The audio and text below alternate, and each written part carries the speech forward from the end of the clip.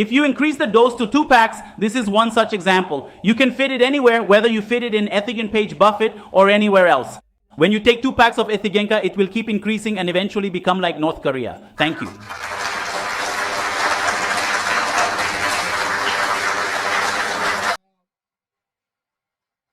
For the first round of rebuttal, I would like to invite Mr. Javed. You have 7 minutes. Please make your decision. Please. I am glad that Mufti Sahab has accepted that there is no justice in nature, so anything that is not made by humans is not necessarily just. Let me tell you something. When you go to a garden and see those beautiful flowers, know that none of them are natural. All those flowers have been created through crossbreeding. The flowers you find in the wild are quite ordinary. These flowers have been made by humans, so the ones you see in the garden and admire are actually created by people. They have been created by crossbreeding different flowers, developing them, and then crossbreeding again in this way. If you go to a natural forest or a deserted place, you won't see rose flowers there. Humans have created many such things. But you still haven't answered my question, which I have a complaint about. What is fate and why do you ask for fate? You are logical. You have all the rationality. You have all the evidence. So why do you demand faith, saying, brother, you must surrender? And don't ask 2 more questions. No religion allows you to ask all the questions. In fact, it forbids you, saying, don't ask too many questions or you'll get stuck. Why do you stop people? The reality is, what is the true praise of a human being? The true praise is that there have been 2 kinds of people in this world. First, those who have worshipped their own ignorance, and second, those who have fought against their ignorance and sought knowledge. What is it that you are saying? Today, you are amazed, wondering how this universe was created. People used to be amazed at how the sun sets here and then rises from there. And you are ready to accept something as eternal after taking just 1 step. But if you step back, then don't ask questions like, where did this come from? Or how this power has always existed. If you accept that, then what problem do you have with the universe? Stop 1 step before and admit that we don't know whether this has always existed or not. And to say we don't know, the amazing thing is everyone in the world seems to know everything. How the world was created, how it will end, what will happen after death. They know it all, but they didn't even know that dinosaurs existed before. There's no mention of dinosaurs in any ancient texts of the world, but everything else, how to make the universe, how it will end, they claim to know it all. The one who claims to know everything is truly extraordinary. We should have the humility to admit that there are many things we don't know, but instead of pretending to know everything, we should try to find out the truth. The world you are sitting in, sir, the electricity, the water, the airplane you came in, the car you arrived in, all of these were created by people who asked questions. This comfortable, modern world you live in today was truly constructed by those who dared to ask questions and seek answers. And at every stage, these questions were mocked, were called wrong.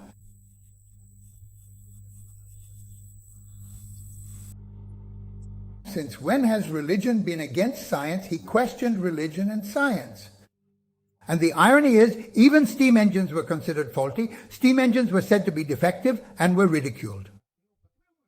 The Vatican opposed them. So just like now, as soon as these writings appear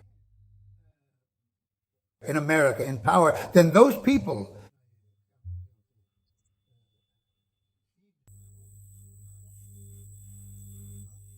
No.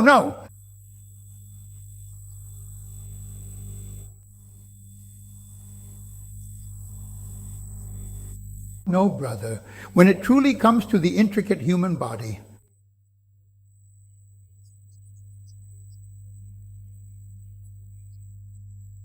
then research gets shut down. The Republicans don't allow it. Oh, come on, why so much fear? At one time, all these religious people were very upset that someone was trying to make humans more human. What bothers you? What's the matter with this situation? And all these things that seem impossible to you today, how did they happen? I remember a story. When I was in 6th grade, I was very weak in mathematics, so I was put in the back. He taught me 1, 2, 3, 4, 5, 6, 7, and I can never forget the day he explained what 1/2 is and what 3/4 is. It felt like my head was going to split open. This man is saying, go inside the wall while doing that. Today it haunts me. So today the things that seem completely beyond your understanding and you are amazed by them, just wait. A time will come when they will seem ordinary, and it has happened before. That's your whole history. So don't make all your decisions so quickly. Have a little humility and admit we don't know. What's wrong with saying that? How far does this universe stretch? How long has it existed, and how long will it last? We don't know. You've decided that according to you it was created some 14 billion years ago. If that's what is believed, then for billions and trillions of years before that, what was God doing? Just sitting around. We're just sitting here too. Then he comes up with an idea to pass the time. Let there be a universe.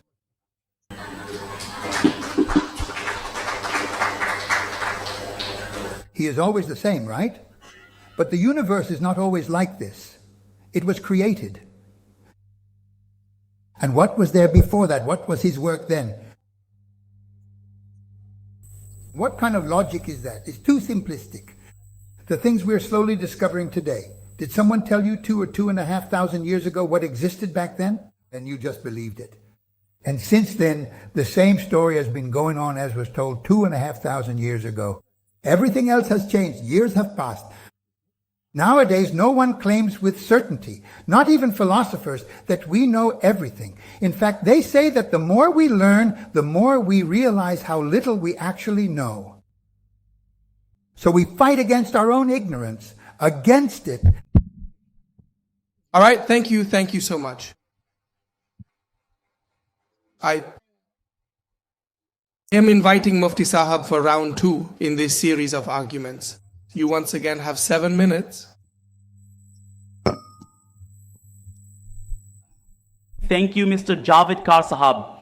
It's been repeated several times. Tell us the meaning of faith. Tell us the meaning of faith. And I have explained it. Faith can be right and it can be wrong. And today we are not talking about faith. We are talking about truth and whether God exists. Does God exist? Is this the truth? Meaning, is there a God or not? Which of these two is the truth? Now, whether you call it faith or belief, that's not my business. After that, you said that it stops people from asking questions. I say maybe some people stop others, but I don't. In fact, we should ask questions, keep questioning. That's how we move forward. That's how we progress. And that's exactly why I am here today. But the questions won't just be for God. They'll be for you as well. There will be questions for atheists too. Questions won't be limited. They'll be for everyone. And today, I will ask questions and I hope you will answer them. So far, you haven't actually answered the contingency argument. All right, you said, why not call it internal about the universe? It's simply not logically possible for the universe to be eternal. The universe is a contingent thing. It is bound by time and space, constrained by time and space. Anything that is bound by time and space will be contingent, right? Anything that is contingent will have a beginning. And anything that has a beginning cannot be eternal. That's just common sense. You said that dinosaurs are not mentioned in any religious book. Unfortunately, to this day, I haven't seen any mention of dinosaurs in mathematics either. But that doesn't mean anything. That's simply not the topic of revelation. And religious books are not meant to tell you how to make a bicycle. It didn't come to tell us when dinosaurs existed. It came to teach morality, to tell us about God, to teach us the reality of non-physical existence. Does religion stop science? No, it doesn't. And if it does, then that's wrong. Religion stops scientism, in which, like our Javed, free. There is a difference between science, and scientism. Scientism is when you believe that science and the scientific methodology are the only sources of acquiring knowledge. This is scientism. We reject this. We do support science, brother. You can praise us all you want, but if you check, you'll find out. This is a separate topic. After that, he said that the Vatican issued a fatwa. The Vatican has nothing to do with fatwas. Both are contradictory terms.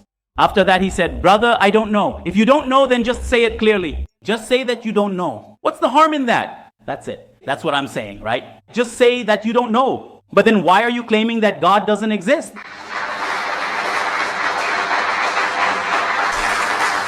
Just say you don't know. It could be true, it could not be, but you're making a claim. The moment you say God does not exist, this is a claim, and now the burden of proof is on you too. Just like it's on us. Then why is it? I'll tell you why. I'll explain that too. A philosophical claim, you see? It's not just that a person makes a positive claim or a negative claim. So the burden of proof is there. For example, if I say, for instance, that there is absolutely no one in that room, I've made a claim of knowledge that there is no one in that room. I've made a knowledge claim, or I could say I don't know, it could be or it might not be. The no claim. But when I say that there's no one there, or I say that there is someone there, both are claims and both carry the burden of proof, even we have to provide proof. If I've given a counter argument, then break it down and show me. The last thing he said was, what was God doing 150 years ago, millions of years ago, before creating the world? Hey, Hazrati. Anyway, I will answer it. You are our respected personality. If you weren't there, I wouldn't have entertained it. The time is 100 years ago or 100 years later, before or after. Now, these are words that are related to time. Time itself began after the beginning of the universe. So, what was God doing before that? The question itself is illogical. It's a fallacy. You're asking what God was doing before the universe was created. Before the creation of time, the concept of before is tied to time. At that moment, time itself did not exist. So this question itself is invalid regarding God. The second argument that I have presented to you, you have repeatedly tried to prove and are saying, look, this is the God of the gaps. Earlier we didn't know. Science has explained it. It's simple. Let me explain with an example. The gaps you're talking about, whatever science uses to prove those gaps will itself be contingent. Whether it's force, matter, or energy, our question will remain valid until you arrive at a necessary being. An infinite regress is not possible. Of causes in practice, obviously the world has to stop somewhere, and wherever it stops, that's where it originates itself. The second thing you said, what was I saying? At which point?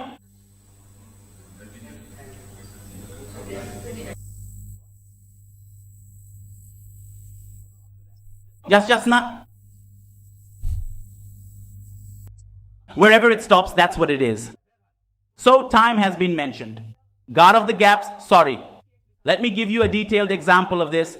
There's a meticulously crafted car. Someone observed that the car's wheels are so incredibly well fitted, the steering is perfectly and precisely placed, and the comfortable seats are so thoughtfully and ergonomically designed. How remarkably and precisely this entire intricate system is functioning. So surely someone must have created it, someone has made it. Now Mr. Javed came and said, oh sir, open the bonnet, there's an engine inside. The engine is running this car, hence proved no one has created the car. This is logical, this is rational. You use the engine to fill that gap, but does that make the creation of the car and its creator impossible? Is it possible that his question is completely resolved? That's not possible. By filling in the gaps, by filling in the contingency gaps, you've only broadened our observation. Now we have come to know even more how complex the system of this work is. Earlier, we understood less, but now the complexity has become even clearer.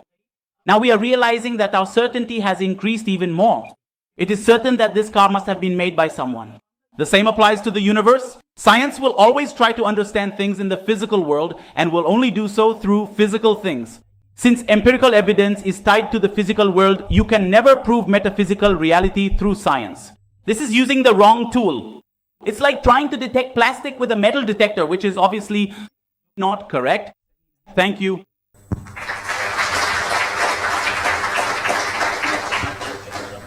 Yes, this is round 2 of the argument.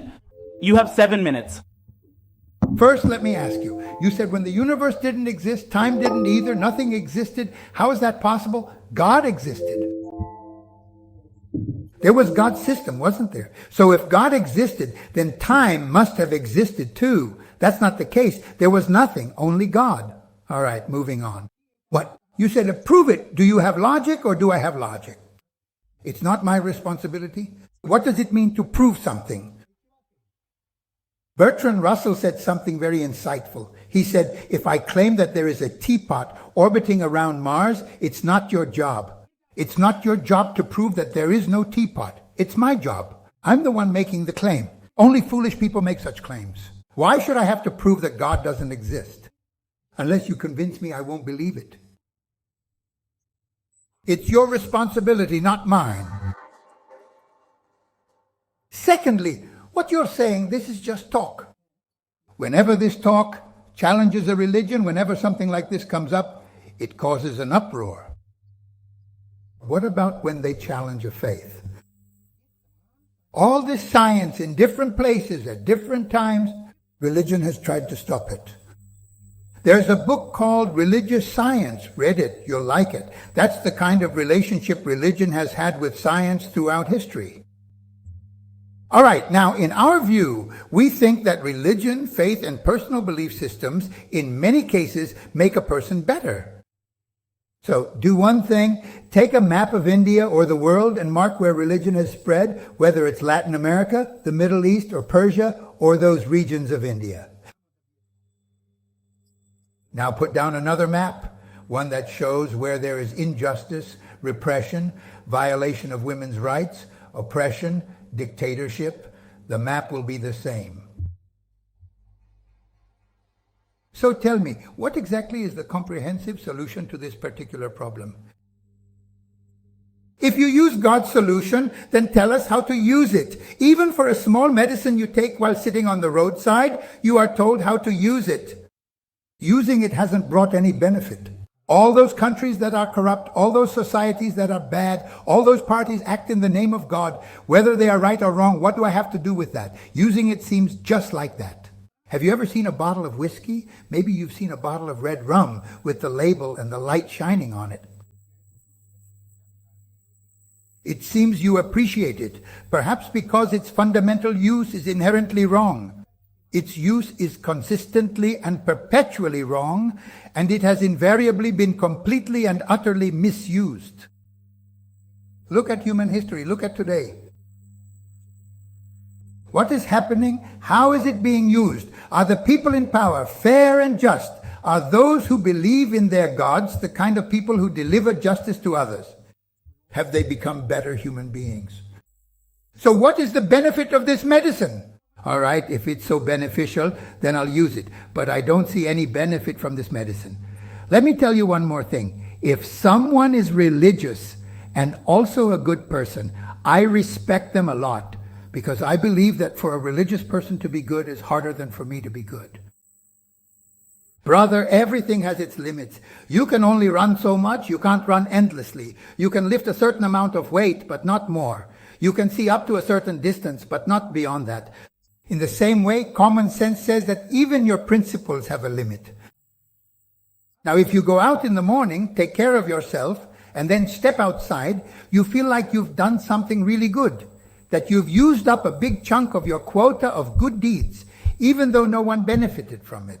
I don't want that. I feel like I should feed someone, help a widow. How else will I use my quota? But you use up your entire quota, just enjoying yourself, spending it on these trivial things. And even after all that, if your children turn out a little bit well, then wow, that's really something.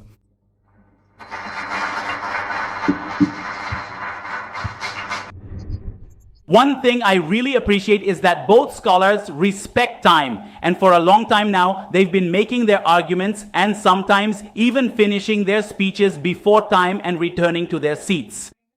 This completes round 2 of the argument. Now it's time for round 2 of the rebuttal, and after that there will be cross-examination, right? No, your argument is done. Sir. In our schools, the story Panch Parmeshwar is taught as part of the syllabus. It was written by Premchand ji. You can rest assured. I won't let you miss any round. Round 2 of the rebuttal, Mufti Shamanati.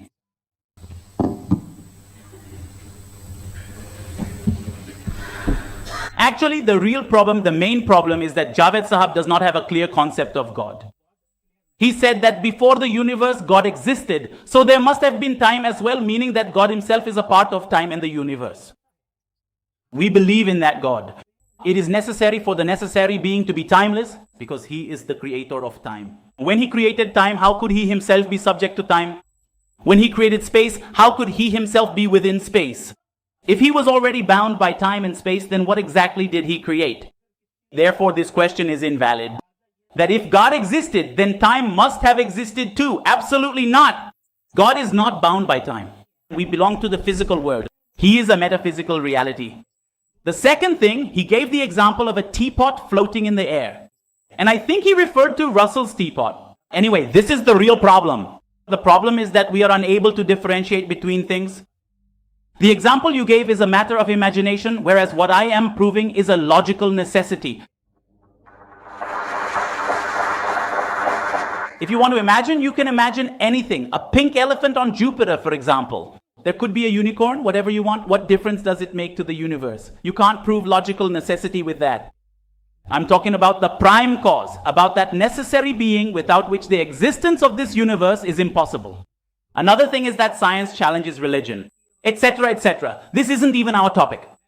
If I start talking about this, then my time will be wasted. Since our discussion isn't about religion, religion, and especially our worldview, at least doesn't make science follow behind it.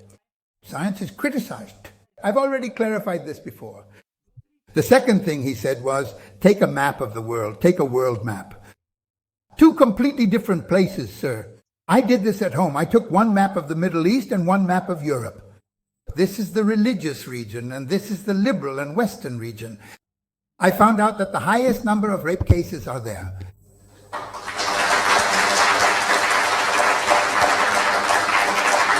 That's what I found out. According to the UN report, I'm not saying this myself, among working women in European countries, 31% of women face sexual. This doesn't happen in the Middle East. It doesn't happen because those people are religious. Secondly, you said that for a religious person to be good is much more difficult than for us to be good. Much more difficult.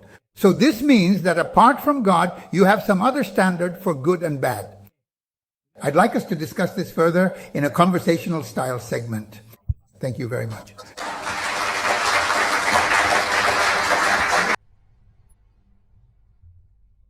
This is round 2 of the rebuttal. You have 5 minutes, and after that, we will begin the cross-examination. If you wish, you can also answer the questions they asked during your rebuttal. Yes. Look, first of all, this example is not correct. It's wrong. They have already dismissed us, saying that this matter cannot be solved by reason, that you can't reach it through logic. This is a metaphysical thing. Metaphysical is a strange word. If someone doesn't really know what it means, it sounds like something grand or mysterious. Hey, brother, what is it? Tell me what physical means. It's just a force that can be used anywhere. When you're talking about something and laughing at me, then don't tell me it's metaphysical. Prove it to me logically. And if you're talking logically, then stick to logic. Matter is physical. What are you talking about? In what sense will our conversation happen? And saying that time didn't exist before, then why do you say it will always exist, that time is eternal? How can you say it's always been there and will always be there? Always means some concept of time. But if time itself doesn't exist, then how can you say always? It will remain outside. Now let me see. Didn't you say that there's more sand over there? So let's take a look at the world, the one that supposedly can't even have a leaf move without his will. How is this world actually running? And what is the state of the world? 45,000 children under the age of 10 died in Gaza. Children die of hunger and from diphtheria. Diphtheria is a disease where a membrane starts forming in the throat. The child turns blue because it's a poor person's child, so do whatever you want with them. If he truly does what we humans do, then it profoundly means that he actively interferes in our lives. And I perceive this, if he genuinely is, even for the sake of a thoughtful discussion, when I carefully look at the entire world around me, I feel absolutely no respect for him deep within my heart. What exactly are you doing? You are supposed to be this all-powerful, truly omnipotent, and universally omnipresent being. You must be everywhere. You must certainly have your rightful place. Yet you were watching how this innocent child was suffering immensely. You were indeed watching, and you still want me to worship you unconditionally, even if you actually exist. Man, even our chief minister is better than this. At least they care a little. Who are you talking about? Even if he exists, this world has been filled with violence and terror since the beginning. And don't say that he's watching and will reveal everything one day. If he's watching and you claim to believe in him, you say, do this for me, which means he can intervene. He can get you a job, even if someone else doesn't get one. If he can do your work just because you prayed, then he can get you a job, arrange a girl's marriage, or get your son a green card. Then at the very least, for those who are dying, for these children, he should do something to stop it. For me, if there is an owner of this world, if there is some omnipotent power, and yet the world is running like this, if I go, I would say, brother, if you are here, then it's really a matter of great embarrassment. Thank you.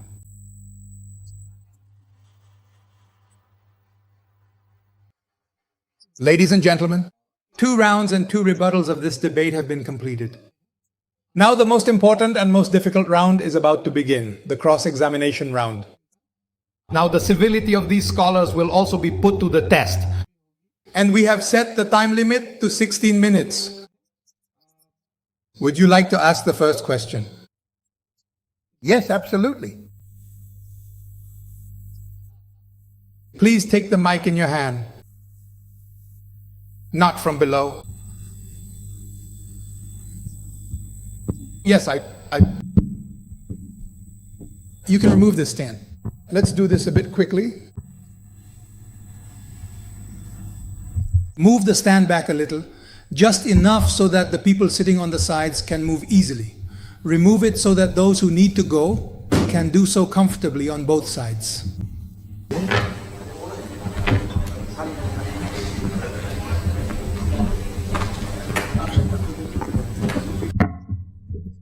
Meanwhile, you all should prepare your questions as well. Keep in mind that I will be taking questions from here. You need to raise your hand, state your name, and ask your question in a maximum of 3 sentences. Many people start giving speeches instead of asking questions. Let's avoid that today, please. You have 16 minutes for the first question. Questions from both of you. Thank you very much. Whatever you said, I would really like to discuss it further. But since this segment is for cross-examination right now, so my very first question to you is the contingency argument that I have been explaining to you for quite some time now, since yesterday, in fact. Tell me, do you consider the infinite regress of causes to be possible, or do you accept the existence of a necessary being as correct? Since there are only 2 options, please tell me. Look, let me be honest with you. First of all, I find the word contingency and the English terms you use this time a bit difficult and complicated to understand. So could you please ask the question in simpler terms? Of course, I can do that.